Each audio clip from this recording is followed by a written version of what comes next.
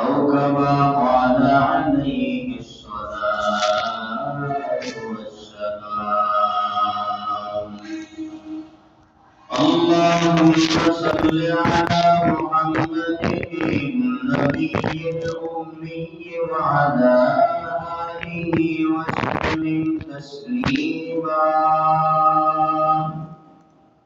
سبحانك لا علم لنا إلا ما علمتنا إنك أنت العليم الحكيم.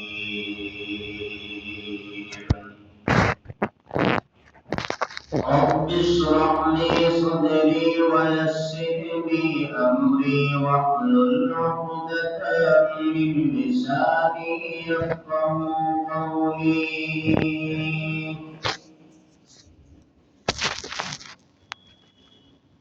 رب زدني علما. رب اشرح لي صدري ويسر لي أمري واحلل عقدة من لساني يفقهوا قولي.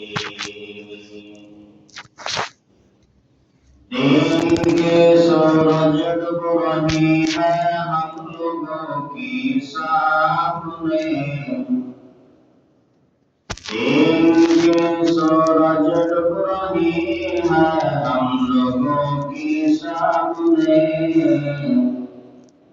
روز محشر کیا جواب ہے مصطفیٰ کی سامنے. روز محشر کیا جواب ہے مصطفیٰ کی سامنے.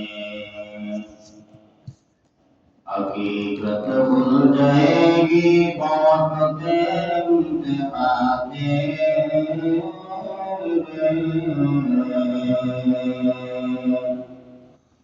حقیقت کھل جائے گی بوقت امتحان.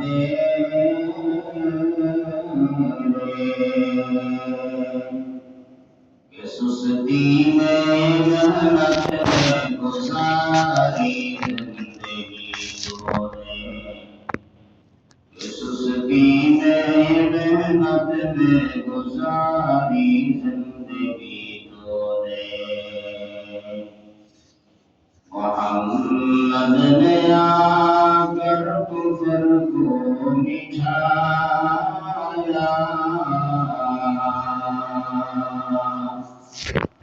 محمد نے آ کر کفر کو مٹھایا.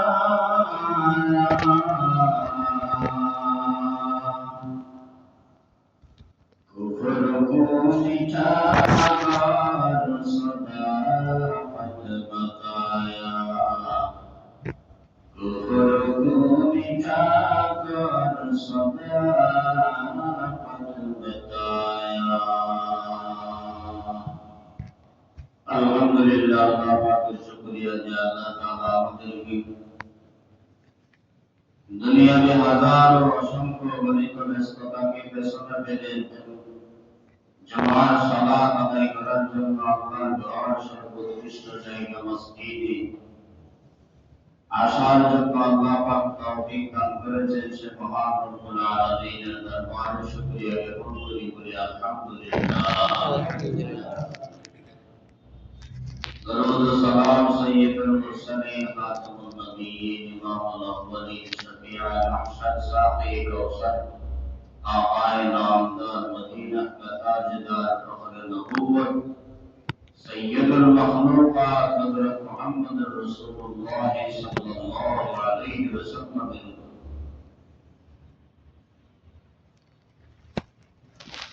اللہ تعالی শুকরিয়া. বান্দা যখন দুনিয়ার জমিনের মধ্যে থাকে একবার আলহামদুলিল্লাহ বলে, আল্লাহ বলেন তোমার এই নিয়ামতের শুকরিয়া আদায়ের বিনিময়ে আমি আল্লাহ তাআলা তোমাকে নিয়ামতকে বৃদ্ধি করে দিই. আর যদি বান্দা আমার দেওয়া 24টা ঘন্টা মন খাইতেছে অথচ আমার একটা মিনিট একটা সেকেন্ডের জন্য অনুদান গাইতে তুমি রাজি নও, তাহলে বান্দা তুমি মনে রাখো তোমার মতো নির্মোখারাম দুনিয়াতে কেউ নাই. তোমার জন্য কঠিন দর্দনাক যে শাস্তি দুনিয়ার কোন মানুষের সহ্য করার মতো শক্তি নাই, সেই রকম শাস্তি তোমার জন্য বিদ্যমান হয়ে আছে।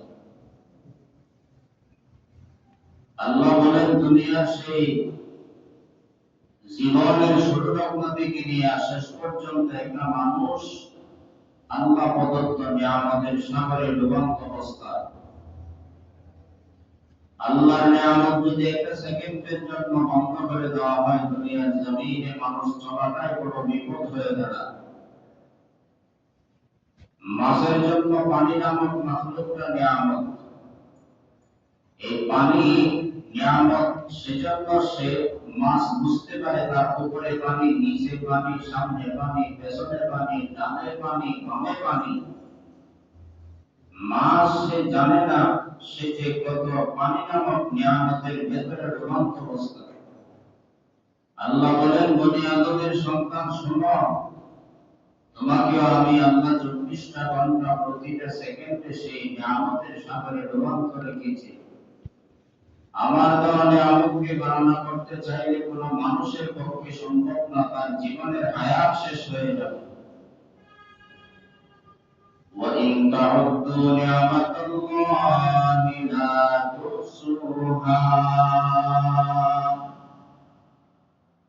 আমি আল্লাহ পাকের দেওয়া নিয়ামত এত বেশি, কোন মানুষের পক্ষে গণনা করে শেষ করতে পারবে না, তার কারো প্রান্তও যাইতে পারবে না।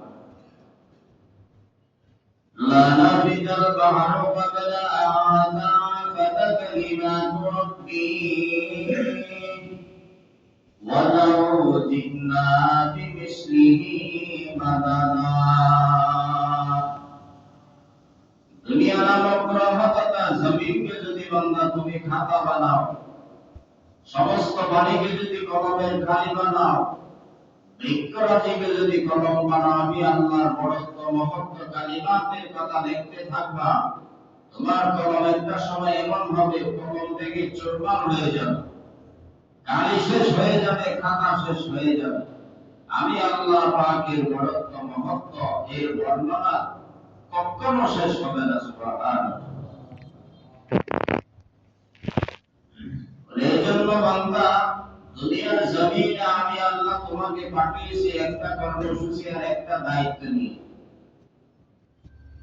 কোন জাতি থেকে আমি আল্লাহ গোলামি চাই না। আমি আল্লাহ জিন জাতি আর মানব জাতি থেকে গোলামিয়তের বহিঃপ্রকাশ স্পষ্ট আকারে এটা আমি আল্লাহ চাই। আল্লাহ বলেন, জিন জাতি মানব জাতি তোমাকে আমি আল্লাহ দুনিয়াতে প্রেরণ করেছি কেন? আমি আল্লাহর ইবাদতের জন্য, গোলামির জন্য, দাসত্বের জন্য।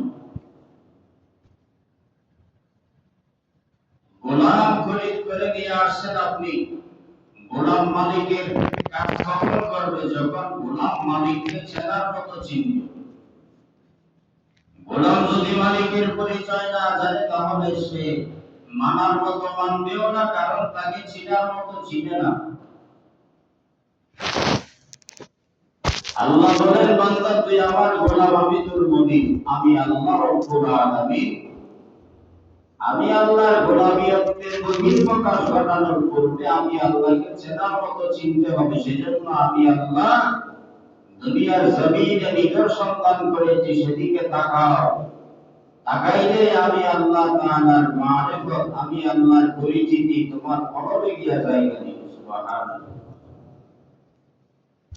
এজন্য আউলিয়ায়ে কেরাম বলেন, আল্লাহ সম্পর্কে গবেষণা করতে যেও না। যদি আল্লাহ সম্পর্কে গবেষণা করতে যাও, তাহলে তোমার ঈমান হারা হয়ে যাবে, নাস্তিক মুরতাদ হয়ে যাইবা। আল্লাহকে যদি বান্দা তুমি চিনতে চাও, তাহলে আল্লাহর কুল কায়নাত সৃষ্টি জগতের উপর গবেষণা ফিকির করো। এর মধ্যে আমার আল্লাহ তাআলা আছেন। ইমাম শাফিঈ রাহমাতুল্লাহ আলাইহি চার ইমামের এক ইমাম, উনি বলেন, আমি আল্লাহকে বহু কাছের থেকে চিনছি। আমি আল্লাহকে বহু কাছের থেকে চিনছি। একজনে ডাক দিয়া কয় যে, আপনি কেমনে চিনলেন আল্লাহকে? বলে যে, একটা তুত গাছ আছে না, তুত গাছ, ওই তুত গাছের পাতা জানলার হিংস্র প্রাণীরাও খায়। তুত গাছের পাতা হরিণেও খায়, চতুষ্পদ জানোয়ারেও খায়। কিন্তু আমার আল্লাহর কুদরত তাকিয়ে দেখলাম হরিণী খাওয়ার পরে তার পেটে গিয়া পাকস্থলীতে হজম হয়, এরপরে সেটা মৃগনাভি কস্তুরীতে পরিণত হয়। একই গাছের পাতা ভিন্ন চতুষ্পদ জানোয়ারে খাওয়ার পরে কেমন জানি সেটা মনে গোবরে পরিণত হয়। আমি চিন্তা করতে লাগলাম একই গাছের পাতা ভিন্ন দুই জানোয়ারের পেটে পাকস্থলীতে হজম হওয়ার পরে ভিন্ন রূপ ধারণ করার পেছনে কারণ বলে এটা কোন দুনিয়াওয়ালার কাছে সম্ভব না, ক্ষমতাবানের কাছে সম্ভব না, দালান কোটা বিল্ডিং ওয়ালার কাছে এটা সম্ভব না। এটা করনেওয়ালা জাত, তিনি হলেন সাত আসমানের মালিক আমার আল্লাহ সুবহানাহু।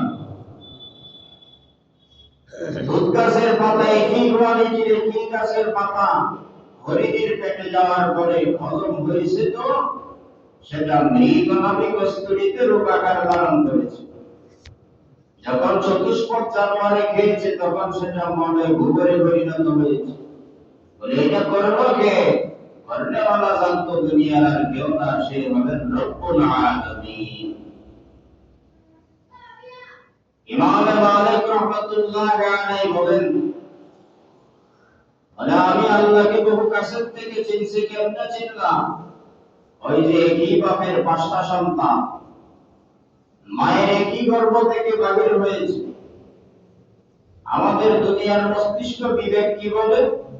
একই ফ্যাক্টরি থেকে বাহির হয়েছে, তো একই হওয়া একটা কাই তো কথা। কিন্তু আমার আল্লাহর কুদরতকে তাকায় দেখলাম এক মায়ের সন্তান পাঁচটা, একই বাবা। কেমন জানি বড় সন্তানের চেহারার সাথে ছোট সন্তানের চেহারার সাথে কোনো মিল নাই। বড় সন্তানের কণ্ঠের আওয়াজের সাথে ছোট সন্তানের কণ্ঠের আওয়াজের সাথে কোনো মিল নাই। দুনিয়ার কোন দালান কোটা বিল্ডিং ক্ষমতা আনার শক্তি নাই, এটা করনেওয়ালা জাত, সে হলেন আমার আল্লাহ। কে ভাই? এরকম বান্দা যখন এক একটা কুদরত নিয়ে গবেষণা ফিকির করবে, তখন আপনার তাআলাকে চিনতে পারবে। বান্দা যখন আল্লাহকে চিনার মতো চিনবে, তখন বান্দার গোলামিয়তের ভেতরে আল্লাহ স্বাদ অনুভব করার তৌফিক দান করবে।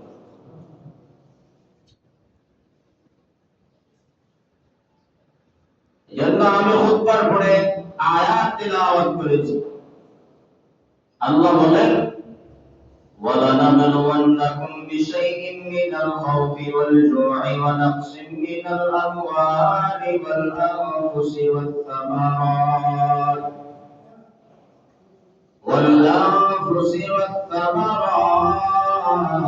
وَبَشِّرِ الصَّابِرِينَ। আল্লাহ বলেন, অবশ্যই অবশ্যই ঈমানের সীমারেখায় যে বান্দা বান্দী ঢুকবা, তোমাকে দুনিয়ার জমিনে আমি আল্লাহর তরফ থেকে পরীক্ষা করা হবে। ভয় দেখাইয়া পরীক্ষা দেওয়া হবে, নেওয়া হবে। ওয়ালজুই, ক্ষুধার মাধ্যমে পরীক্ষা দেওয়া হবে। যার ঈমান যত মজবুত হবে, যত উচ্চ স্তরের হবে, তার পরীক্ষাও হবে তত বড়।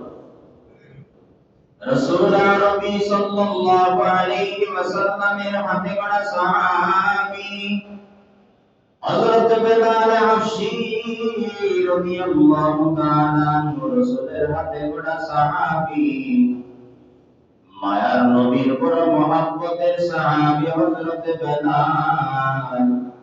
বেলাল হাবশী রাদিয়াল্লাহু তাআলা আনহু ঈমান আনার কারণে, লা ইলাহা ইল্লাল্লাহ মুহাম্মাদুর রাসূলুল্লাহ সীমারেখায় প্রবেশ করার কারণে আবার আল্লাহ তাআলা তার ঈমানের পরীক্ষা বেলালের উপর জারি করে দিলেন।